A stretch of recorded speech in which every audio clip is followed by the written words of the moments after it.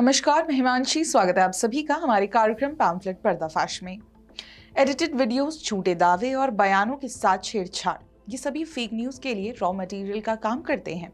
इनके सर्कुलेशन का लेवल और इससे होने वाले इम्पैक्ट को देखते हुए इसका फैक्ट चेक करना बेहद ही जरूरी हो जाता है और हम यही करते हैं। तो चलिए शुरू करते हैं फैक्ट चेक नंबर 5 से। क्रिकेट में जीत हार तो लगी ही रहती है। भारतीय टीम ने विश्व कप में आउटस्टैंडिंग परफॉर्म किया है। हालांकि वर्ल्ड कप का खिताब ऑस्ट्रेलिया के पास चला गया। इसी वर्ल्ड कप फाइनल का एक एडिटेड वीडियो सोशल मीडिया पर वायरल हो रहा है, जिसमें दावा किया जा रहा है कि पीएम मोदी ने ऑस्ट्रेलिया के कप्तान पैट कमिंस का अपमान किया है। वीडियो में ऑस्ट्रेलिया के कप्तान को ट्रॉफी देने के बाद प्रधानमंत्री मोदी बिना बधाई दिए मुड़ते हुए दिखाए गए हैं। हालांकि ये एडिटेड वीडियो है जिसे हजारों लोग प्रसारित कर रहे हैं। हमारे चैनल पर भी आधिकारिक वीडियो डाला गया है, जिसमें आप देख सकते हैं कि वास्तव में पीएम मोदी और ऑस्ट्रेलिया के उप प्रधानमंत्री रिचर्ड मार्ल्स ने विजेता कप्तान को ट्रॉफी प्रदान करके उन्हें बधाई दी थी और इसके बाद पीएम मोदी और ऑस्ट्रेलियाई डिप्टी पीएम स्टेज से नीचे उतरकर विजेता टीम की बाकी खिलाड़ियों को बधाई देने चले गए थे। इसी के साथ बढ़ते हैं फैक्ट चेक नंबर 4 की ओर। वर्ल्ड कप से जुड़ी फेक न्यूज की बात चली है, तो चलिए देखते हैं कि कांग्रेस ने इसमें किस प्रकार अपना योगदान दिया है। हम वर्ल्ड कप से जुड़े कांग्रेस के प्रोपेगेंडा की बात नहीं कर रहे हैं, बल्कि फाइनल्स के ठीक पहले किए गए उस दावे की कर रहे हैं जिसमें स्वयं को सोशलिस्ट बताने वाले जैकी यादव ने कहा था कि जब जब देश में कांग्रेस की सरकार होती है भारत विश्व कप जीतता है और जब जब भाजपा की सरकार होती है तब हारता है। इस दावे को कई कांग्रेसी समर्थकों द्वारा सपोर्ट किया गया है। आंकड़ों को देखें तो तकनीकी रूप से ये बात सच है कि भारत ने 1983 और 2011 में 2 बार वनडे वर्ल्ड कप जीता है और 2007 में भारत ने T20 वर्ल्ड कप जीता। इन तीनों जीत के दौरान केंद्र में कांग्रेस सरकार थी। हालांकि 1975 से 2023 तक कुल 13 बार ओडीआई वर्ल्ड कप का आयोजन हो चुका है और 8 बार T20 वर्ल्ड कप का आयोजन हो चुका है। अब आप देखें तो वर्ष 1975, 1979, 1987, 1992, 1996, 1999, 2007, 2009, 2010, 2012, 2014 में भी कांग्रेस की ही सत्ता थी, पर भारत इसमें वर्ल्ड कप नहीं जीत पाया था। दरअसल वर्ल्ड कप जीतना किसी सत्ताधारी पार्टी के हाथ में नहीं होता है। भारत में क्रिकेट को बीसीसीआई कंट्रोल करता है और ये एक स्वतंत्र निकाय है। किसी भी टूर्नामेंट में खिलाड़ियों का चयन और उनकी ट्रेनिंग बीसीसीआई के हाथ में होती है और इसे जीतने का श्रेय भी खिलाड़ियों की मेहनत और डेडिकेशन को ही जाना चाहिए। कहा जा सकता है कि खेल में राजनीति की संभावना ढूंढने का ये शुद्ध कांग्रेसी प्रयास है। अब आगे बढ़ते हैं फैक्ट चेक नंबर 3 की ओर। भारतीय लोकतंत्र से लेकर क्रिकेट, कपड़े, यहां तक कि चिकित्सा पर प्रोपेगेंडा फैलाने के बाद द इकोनॉमिस्ट हल्दी को टारगेट कर रहा है। द इकोनॉमिस्ट की 2 नवंबर की प्रकाशित पत्रिका में लिखा गया है कि हल्दी स्वास्थ्य के लिए खतरा पैदा कर रही है।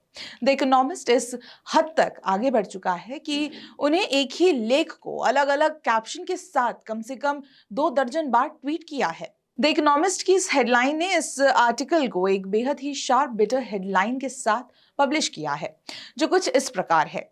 Turmeric is killing people. Developing countries, especially India, should learn from Bangladesh open pragmatic attempts to prevent this from happening. हालांकि द इकोनॉमिस्ट अपना प्रोपेगेंडा फैलाने के लिए जो चीज छुपा रही है वो ये है कि ये रिपोर्ट मिलावटी हल्दी के नुकसानों को लेकर है, ना कि हल्दी को लेकर।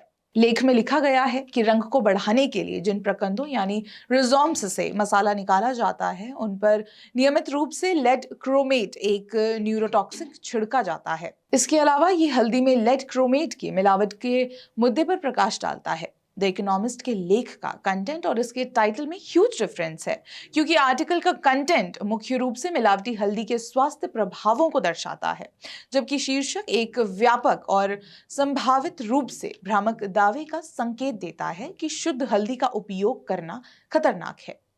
हल्दी का भारतीय संस्कृति में उपयोग किस कदर द इकोनॉमिस्ट को परेशान कर रहा है, ये उनके टाइटल में इजीली देखा जा सकता है।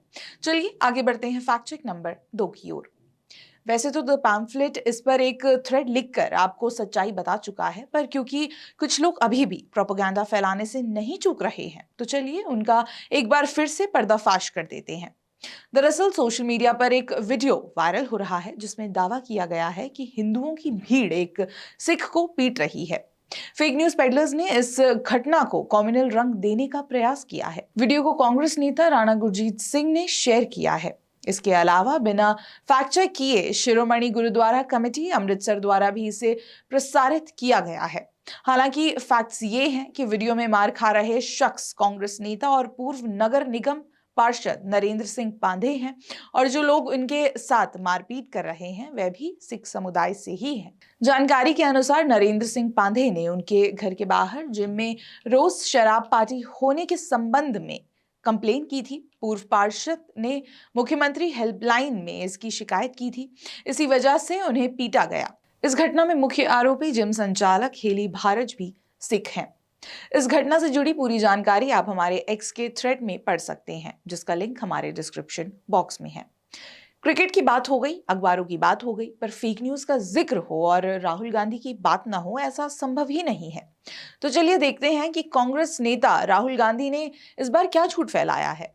Fact check number 1। चुनावी भाषणों में कांग्रेस के लिए माहौल बनाने के लिए राहुल गांधी झूठे दावे करने से भी नहीं चूक रहे हैं।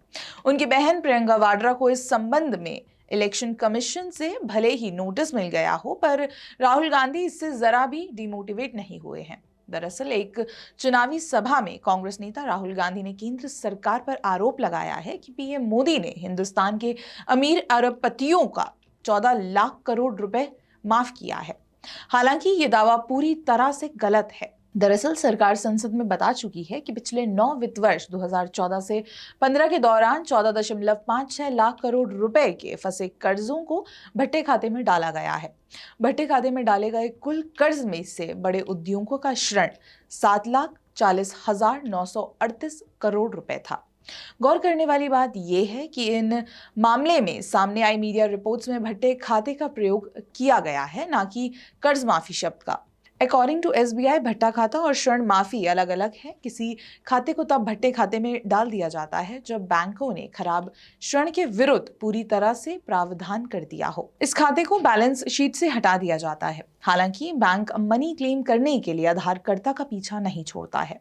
वहीं बात लोन की करें तो फरवरी 2022 को सॉलिसिटर जनरल तुषार मेहता ने सुप्रीम कोर्ट को जानकारी दी थी कि बैंकों ने भगौड़े कारोबारी विजय माल्या, नीरव मोदी और मेहुल चौकसी से 18,000 करोड़ रुपए की वसूली कर ली है। इसके अलावा कई अन्य उद्योग समूहों से ये पैसा अलग अलग तरीके से वसूल किया गया, जिस पर आरबीआई सही आंकड़े प्रकाशित करता रहा है। ऐसे में राहुल गांधी कौन से 14 लाख करोड़ की बात कर रहे हैं, ये तो वो ही बता सकते हैं। वैसे राहुल गांधी ने पिछले 7 वर्षों में इसे लेकर करीब दर्जन भर अलग अलग फिगर बताया है। वोट की कमी हो या प्रोपेगेंडा की, आजकल लोग इसे दूर करने के लिए फेक न्यूज का इस्तेमाल करने लगे हैं। ऐसे में इसके झूठे दावों की पोल खोलने के लिए जुड़े रहें द पैम्फलेट के साथ। धन्यवाद।